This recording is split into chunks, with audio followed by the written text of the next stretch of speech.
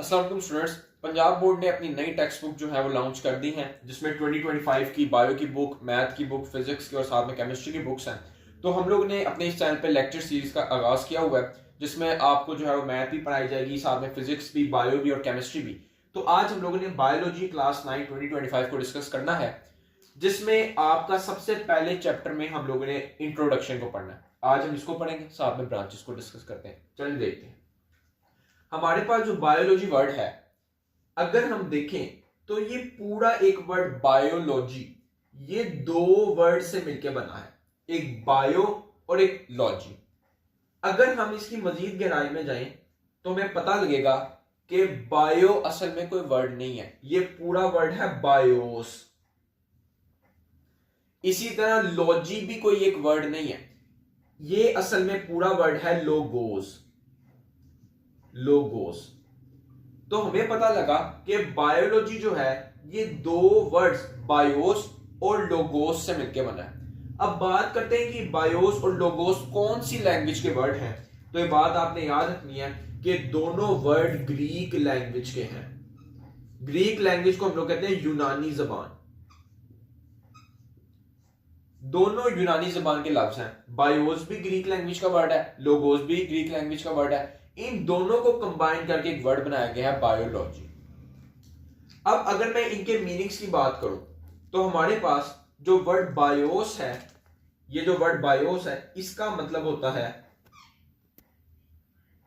Life, और जो हमारे पास दूसरा वर्ड लोगोस है इसका मतलब होता है स्टडी। तो हमें क्या बात पता लगी कि बायोलॉजी दो ग्रीक वर्ड बायोस और लोगोस से मिलकर बना है, और इसमें बायोस का मतलब लाइफ है, लोगोस का मतलब स्टडी है। तो इसी से हमें बायोलॉजी की डेफिनेशन पता लग जाती है कि लाइफ को स्टडी करना बायोलॉजी कहलाता है। यानी कि हम इसको किस तरह से डिफाइन कर सकते हैं, हम कह सकते हैं biology can be defined as the study of life. Life को स्टडी करना, जिंदगी के बारे में पढ़ना, इसको हम लोग बायोलॉजी कहते हैं। अब आपकी बुक में उसने एक तो बायोलॉजी की ये डेफिनेशन की है, एक और उसने डेफिनेशन की हुई है। वो क्या कहता है? उस डेफिनेशन में उसने कहा है कि biology is the science of life. अब इसका क्या मतलब है? देखें, बायोलॉजी क्या है? Biology is the science of life, life की साइंस है। ये दोनों तरीके ठीक है डेफिनेशन को करने के, अटेम्प्ट करने के। अब देखें इनका मतलब क्या बनते हैं। आप लोग जानते हैं कि पुराने जमाने में जो है वो साइंस जो है उसको बनाया गया था। आगे जाकर साइंस की नॉलेज इतनी ज्यादा बढ़ती चली गई कि वो एक किताब में रखना मुश्किल हो गई। लिहाजा 3 किताबें बना दी गई उस साइंस की किताब से, एक बायोलॉजी, एक फिजिक्स और एक केमिस्ट्री।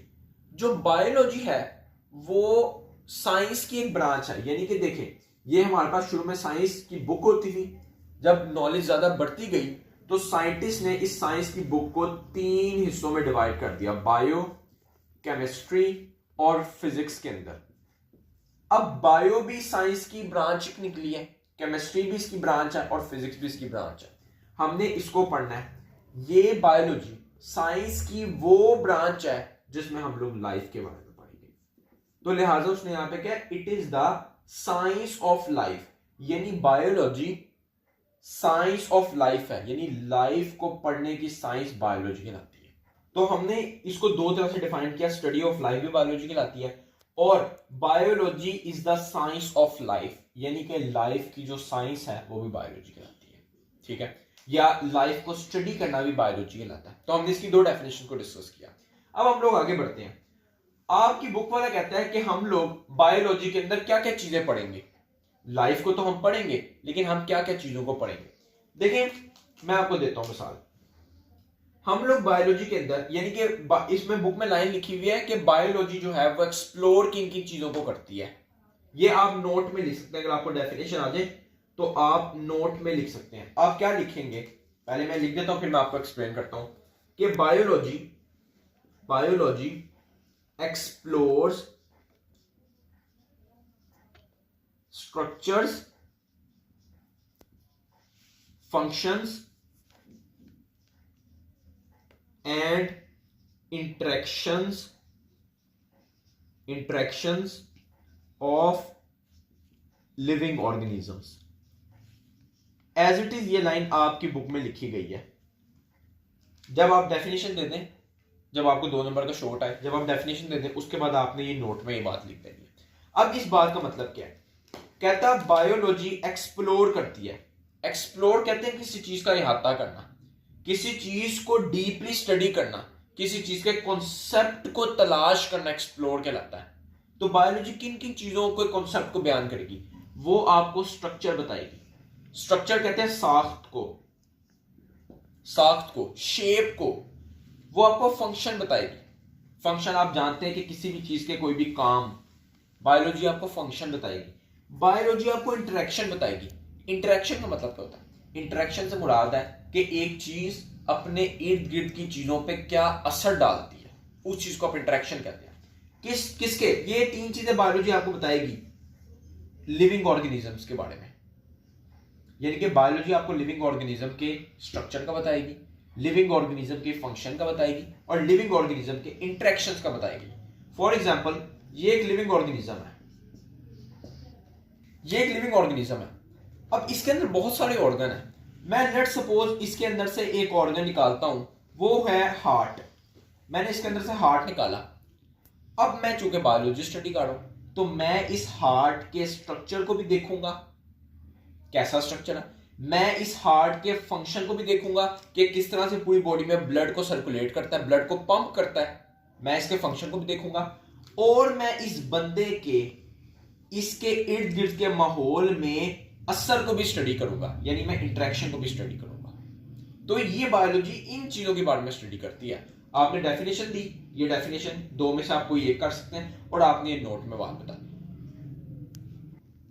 तो उम्मीद है आप लोगों को समझ आई होगी कि biology is the study of life. Greek word से, अच्छा ये ना एमसीक्यूज आता है कि बायोलॉजी में बायोस और लोगोस ये 2 कौन से वर्ड हैं? ये इंग्लिश वर्ड हैं, ये लैटिन वर्ड्स हैं, ये ग्रीक वर्ड हैं। तो आपने याद रखने ग्रीक वर्ड्स हैं, ठीक है। अच्छा, ये आपने डेफिनेशन 2 पढ़ ली, या ये डेफिनेशन पेपर में लिख दें या ये लिख दें, और नोट में आपने ये बात लिख दी कि बायोलॉजी किन किन चीजों को तलाश करती है, किन किन चीजों का कंसेप्ट देती है, स्ट्रक्चर का, फंक्शन का और इंटरेक्शन का, किसके? Living organism. वो मैंने आपको बता दिया किस तरीके से। अच्छा स्टूडेंट्स, हमने जो है वो एक डेफिनेशन तक डिस्कस किया बायोलॉजी और उसकी डेफिनेशन, और साथ में उसमें जो नोट लिखा था वो। अब हम लोग बायोलॉजी की ब्रांचेस को स्टडी करने जा रहे हैं। जैसे मैंने आपको बताया था कि साइंस जब इसकी नॉलेज बढ़ती गई तो इसकी 3 ब्रांचेस निकली। एक है बायो, एक है केमिस्ट्री और एक ब्रांच है फिजिक्स। ये रिएक्शन वगैरह को डिस्कस करती है, ये नॉन लिविंग थिंग्स को डिस्कस करती है, मशीनरीज को, और ये लाइफ को डिस्कस करती है। आगे फिर जब इसकी भी नॉलेज बढ़ती चली गई तो हमने इसकी भी ब्रांचेस बना दी। हमने इसकी कौन कौन सी ब्रांचेस बनाई? हमने इसकी एक ब्रांच बनाई जूलॉजी, हमने एक इसकी ब्रांच बनाई बॉटनी, और एक हमने इसकी ब्रांच बनाई माइक्रोबायोलॉजी। यानी साइंस की नॉलेज इतनी ज्यादा होगी, उसको भी 3 हिस्सों में डिवाइड करना पड़ा। फिर बायोलॉजी अकेले की नॉलेज इतनी ज्यादा होगी कि हमने उसे भी 3 हिस्सों में डिवाइड किया। अब हम इसकी ब्रांचेस को आगे डिस्कस करते हैं। अच्छा स्टूडेंट्स, मैंने आपको बताया कि जब बायोलॉजी की ज्यादा ही स्टडी बढ़ा दी गई तो हमने इसकी ब्रांचेस आगे निकालनी। कौन कौन सी? एक ब्रांच जूलॉजी, एक ब्रांच बॉटनी और एक ब्रांच माइक्रोबायोलॉजी। अब हम लोग पहले ना जूलॉजी को स्टडी करते हैं। अच्छा, आपकी बुक में तमाम इंफॉर्मेशन वर्डिंग में लिखी हुई है, ठीक है ना। मैं आपको इसके छोटे छोटे से पार्ट्स बनवा दूंगा। अगर आप उनको याद कर लेंगे, ऑब्वियसली बात, आपको बुक की भी वर्डिंग याद हो जाएगी। देखिए, ब्रांचेस हमने स्टडी करनी है बायोलॉजी की। सबसे पहली ब्रांच है जूलॉजी। अच्छा, अब जूलॉजी में हम लोग क्या स्टडी करते हैं?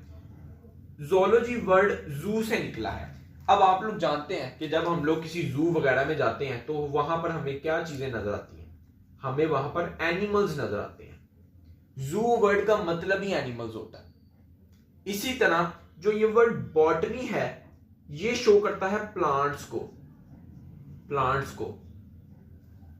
और इसी तरह ये जो वर्ड माइक्रो है, ये असल में पूरा वर्ड था माइक्रो ऑर्गेनिज्म। ये पूरा वर्ड क्या था? Micro organisms.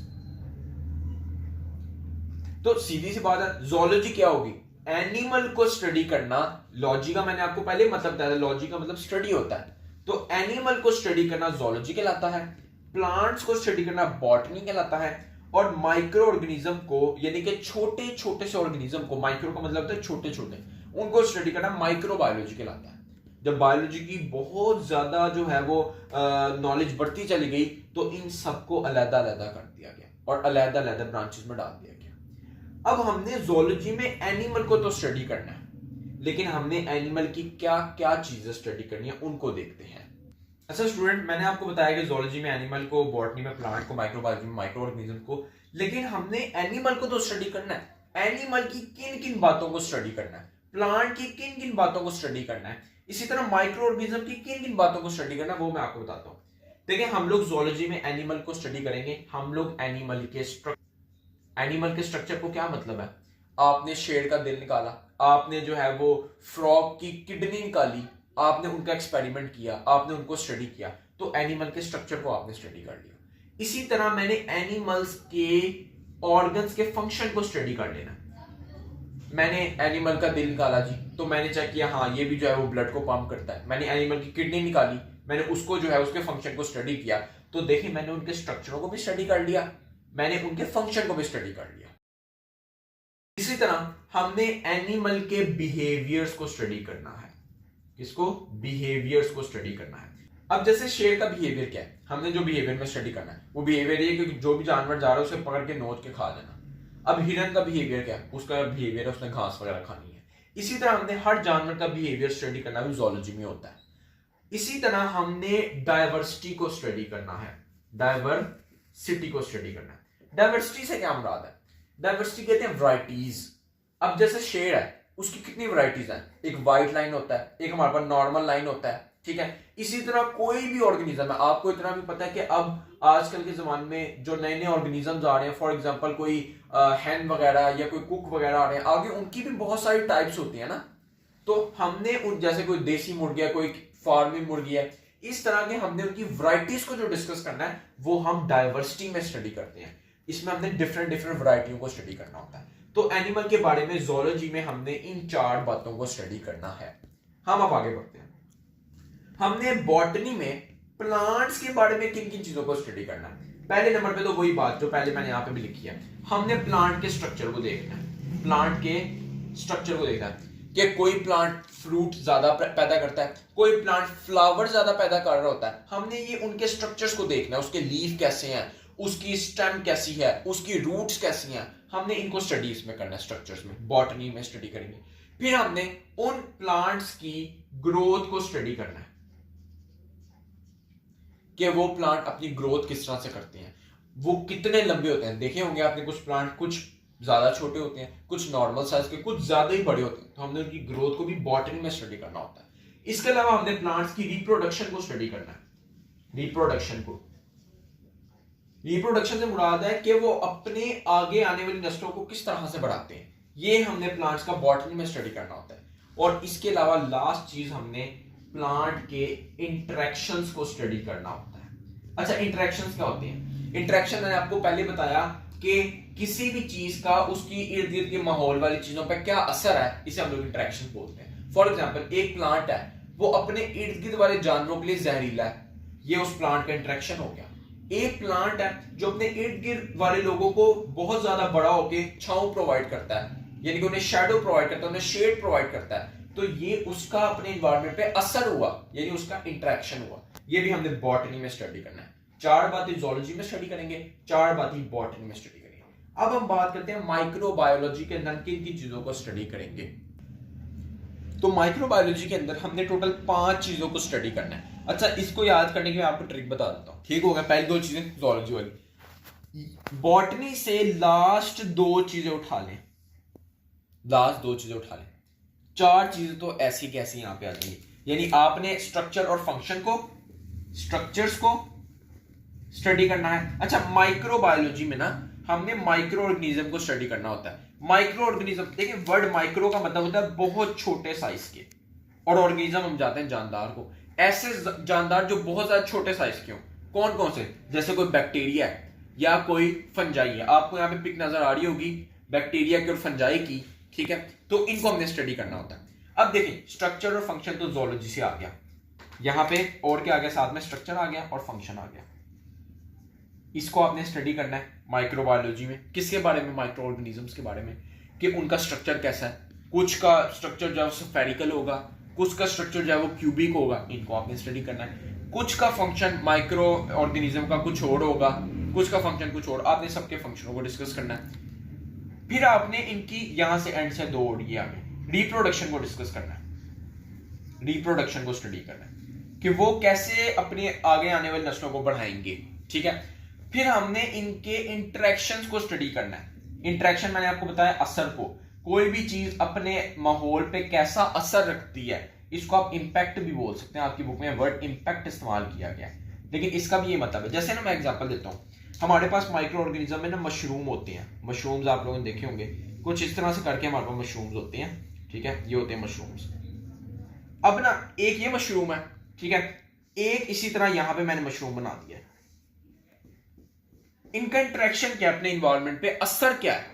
ये मशरूम लेट सपोज अपने इर्द गिर्द के जानवरों के लिए जहरीला है, तो ये इसका असर हो गया अपने इर्द गिर्द के इन्वायरमेंट के ऊपर। ये मशरूम ईटेबल है, आप इसको खा सकते हैं, तो ये इसका असर हो गया, इसको हम इंटरेक्शन बोलते हैं। और लास्ट चीज पे हम लोगों ने माइक्रो ऑर्गेनिज्म यानी कि छोटे छोटे जानदारों के हैबिटेट को डिस्कस करना है। हैबिटेट कहते हैं किसी भी चीज का रहने की जगह। फॉर एग्जांपल ये मशरूम सॉइल में पाया जाता है, ये मशरूम वाटर में पाया जाता है। तो ये हमारे पास 3 डिफरेंट ब्रांचेस बायोलॉजी की, जिसमें हमने जूलॉजी को स्टडी किया, हमने बॉटनी को स्टडी किया और हमने माइक्रोबायोलॉजी को स्टडी किया। और मैंने इनको यूं पॉइंट्स में आपके सामने रख दिया, आपकी टेक्स्ट बुक में बिल्कुल सीधा लिखा हुआ है, ताकि आपको आसानी से समझ आ जाए। तो इंशाल्लाह अगर आपका कोई भी क्वेश्चन है तो आप लोग जो है वो कमेंट सेक्शन मेरे से पूछ सकते हैं, मैं सब बच्चों को रिप्लाई करने की कोशिश करूंगा। मिलते हैं नेक्स्ट वीडियो में, तब तक के लिए अल्लाह।